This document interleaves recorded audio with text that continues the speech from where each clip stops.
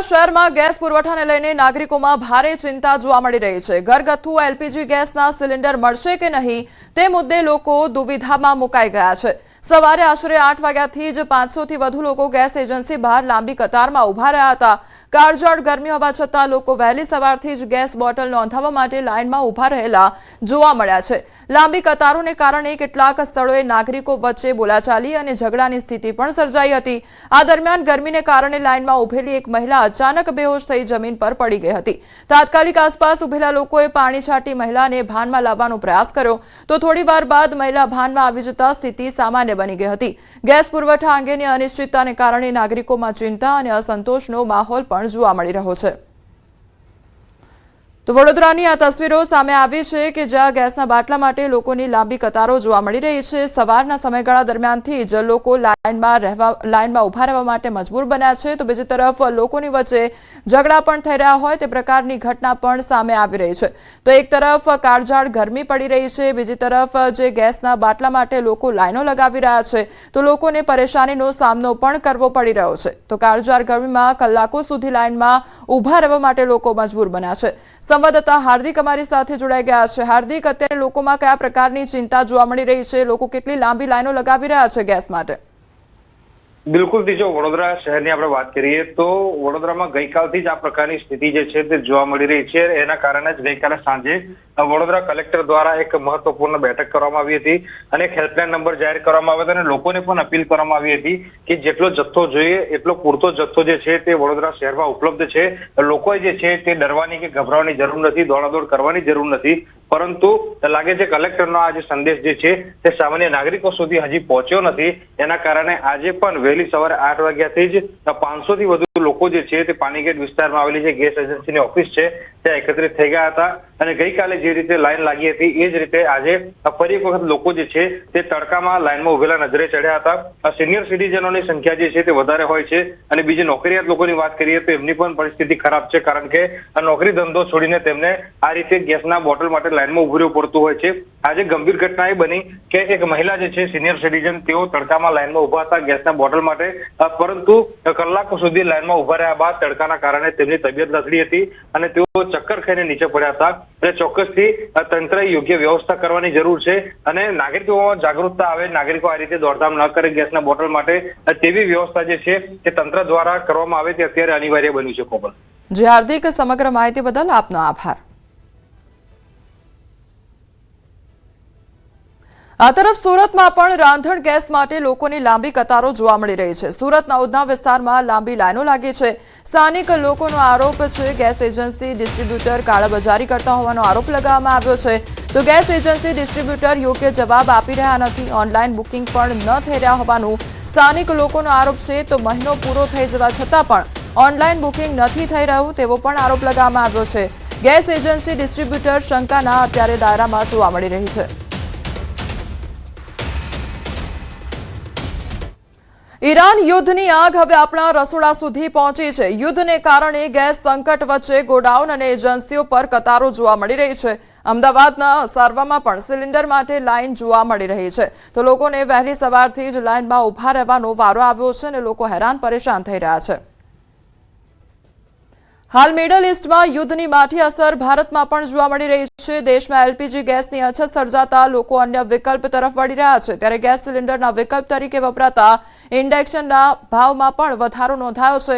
ઇન્ડક્શનના ભાવમાં 15 થી 20% વધારો નોંધાયો છે। હાલ ઓનલાઈન ઇન્ડક્શન સરળતાથી ઉપલબ્ધ ન હોવાને કારણે લોકોને મુશ્કેલીનો સામનો કરવો પડી રહ્યો છે, ત્યારે વેપારી સંગઠનના પ્રમુખે વેપારીઓને ભાવ વધારો ન કરવા માટે અપીલ કરી છે, તેમજ લોકોનું કામ અટકી ન જાય તે માટે પૂરતી વ્યવસ્થા રાખવા જણાવ્યું છે।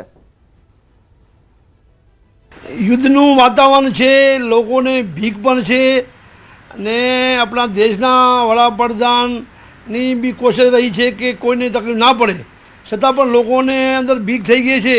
તો ઇન્ડક્શનમાં આશરે 15 થી 20%નું વેચાણમાં વધારો થયો છે ને 15 થી 20%નું ભાવનો પણ વધારો થયો છે ને હવે ઘરવાળા પણ ખરીદી કરી રહ્યા છે ને હોટલ જો ચાયની કેટલી છે યા નાની નાની હોટલવાળો છે એ પણ ખરીદી કરી રહ્યા છે।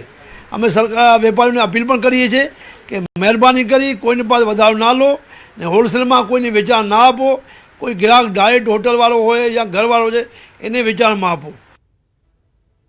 યુદ્ધના કારણે ભારતમાં ગેસની અછત સર્જાતા હોટલ સંચાલકો સંકટમાં મુકાયા છે. ગુજરાત સરકારે કોમર્શિયલ ગેસના સિલિન્ડરની અછત વર્તાતા દક્ષિણ ગુજરાતમાં ખાણીપીણીની લારી તેમજ હાઈવે પરની હોટલ બંધ થઈ જાય તેવી પરિસ્થિતિનું નિર્માણ થયું છે.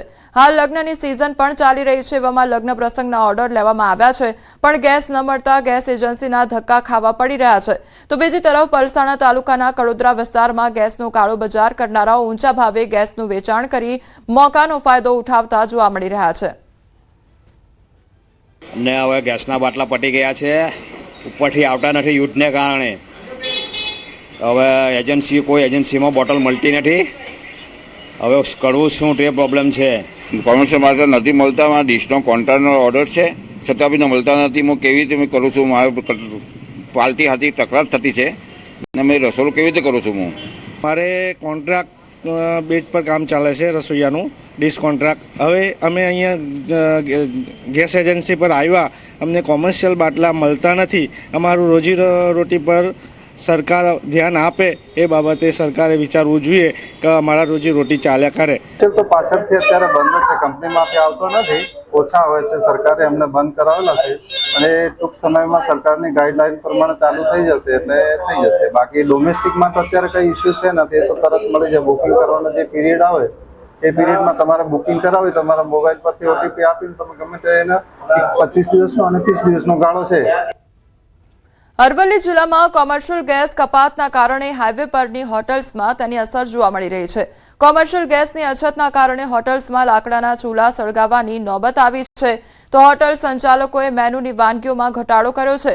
સાઉથ ઇન્ડિયન, ચાઇનીઝ જેવી લોકોને ભાવતી વાનગીઓ બંધ કરવા હોટલ સંચાલકો મજબૂર બન્યા છે. એટલે ગેસની બહુ પ્રોબ્લેમ આવી ગઈ છે ગુજરાતમાં, બટ ઓલ ઇન્ડિયામાં એવું જ છે સર. ને પછી અમે બધી જમવાનું બધું ડિપાર્ટમેન્ટ બંધ કરી છે અને એમના પર ભઠ્ઠામાં જમવાનું બનાવીએ છીએ. એટલે બહુ પ્રોબ્લેમ થઈ છે, આના માટે કંઈ કરવું પડશે. હાલ પૂરતો તો હોટલ માલિકો જોડે જે ચર્ચા વિચારણા થાય છે એમાં અમે ઓપ્શનલ એવું વિચારી રહ્યા છીએ કે જેટલું બને ત્યાં સુધી વુડ ફાયર અને તંદૂર પર કામ કરવું. સબ્જીમાં સામૂહિક સબ્જી જેવી કે 2-4 સબ્જી બનાવી અને લોકોને જે ભોજન પૂરું પાડવાનું હોય છે એમાં અમારી સેવાઓનો ક્યાંક ક્ષતિ ના રહે. હાલ પૂરતી ઢોસા, ફ્રાય સેન્ટરો જેવું અમે જે ગેસથી વપરાતી જ તમામ વસ્તુઓ પર કંટ્રોલ લાવી શક્યા છીએ. એજન્સીઓ જોડે જે વાત થઈ સપ્લાયર જોડે એનો કહેવા મુજબ આગળથી તમારે કોમર્શિયલ સિલિન્ડર મળવાની શક્યતાઓ ઓછી છે. ઇઝરાયલ અને ઈરાન વચ્ચેના યુદ્ધના કારણે કોમર્શિયલ ગેસમાં 50% કપાત ગુજરાતમાં મૂકવામાં આવી છે. દેશભરમાં ગેસની અછત વચ્ચે હવે ગામડાઓમાં પણ ગેસની અછત જોવા મળી રહી છે. ખાસ કરીને જે હોટલ માલિકો છે, નાના લારી ગલ્લાવાળા જે નાસ્તા બનાવી રહ્યા છે તેમના માટે મોટી મુશ્કેલી સર્જાય છે. દ્રશ્યો તમને બતાવીશ કે જે પ્રકારે બદલાવ આવ્યો છે કે જે અત્યાર સુધી કોમર્શિયલ ગેસ ઉપર જે રસોઈ કરવામાં આવતી હતી તે હવે લાકડાનો ઉપયોગ કરી અને કરવામાં આવી રહી છે. હોટલ માલિકો દ્વારા લાકડાનો ઉપયોગ કરવામાં આવી રહ્યો છે. ચૂલા ફરીથી શરૂ કરવામાં આવ્યા છે. આ સંજોગોમાં આપ જોઈ શકો છો કે જે પ્રકારે લાકડા દ્વારા આજે હાલ બની રહ્યું છે ચાવલ, દાળ બની રહી છે અને આ બાજુ જોઈ શકો છો જે પ્રકારે કે જે ગેસ ઉપર આઈટમો બનવાની હતી તે તમામ આઈટમો જે વાનગીઓ છે તે હવે બની રહી છે ચૂલા ઉપર. એટલે કે આ સંજોગોમાં સ્થિતિ બદલાઈ ગઈ છે. તમે કોઈ હોટલમાં જાઓ છો, મેનુ જુઓ છો તો મેનુમાં 50%થી વધુ આઈટમોની કપાત થઈ ચૂકી છે. જે પ્રકારે કોમર્શિયલ ગેસની અછત થઈ છે. અને આ સંજોગોમાં જે રોજનું કમાઈને રોજ જીવતા જે શ્રમિક લોકો છે, જે લારી ગલ્લા ચલાવી રહ્યા છે એમના માટે મોટી મુશ્કેલી સર્જાઈ છે. હોટલ માલિકો લાકડા તરફ વળી ચૂક્યા છે. એટલે કે આ સંજોગોમાં સ્થિતિ કપરી બની રહી છે અને ફરીથી ગેસ છોડી અને હવે ચૂલા ચાલુ કરવામાં આવ્યા છે. અને આ સંજોગોમાં ગેસની કપાત વચ્ચે જિંદગીઓ ફસાઈ છે. હાર્દિક પટેલ, ન્યૂઝ 18 ગુજરાતી, અરવલ્લી. વાપીના હોટલ ઉદ્યોગ પર ગેસની અછતની અસર જોવા મળી રહી છે. ખાણીપીણીની હોટલો કે પછી ઔદ્યોગિક મેસમાં કોમર્શિયલ ગેસના બાટલા જ વપરાય છે. ત્યારે છેલ્લા 2 દિવસથી બાટલા નોંધાવા છતાં પણ સપ્લાય મળતો નથી. તો આ તરફ ગેસ એજન્સીઓ પણ હજીરાથી નવો ગેસના બાટલાઓ ન મળી રહેવાની વાત કરી રહ્યા છે. મૂળ કિંમત કરતાં પણ વધારે કિંમત ચૂકવવા છતાં ગેસના બાટલાઓ મળી રહ્યા નથી. ત્યારે ઔદ્યોગિક નગરી વાપીમાં મોટી હોટલોમાં પણ હવે આવતા દિવસોમાં સમસ્યા સર્જાઈ શકે છે. જો ગેસની અછતની આ સ્થિતિ જ યથાવત રહી તો હોટલ ઉદ્યોગમાં સંકટના વાદળો ઘેરાઈ જશે, જેની શરૂઆત થઈ ગઈ છે। होटल संचालकों चिंताનું મોજું ફરી વળ્યું છે।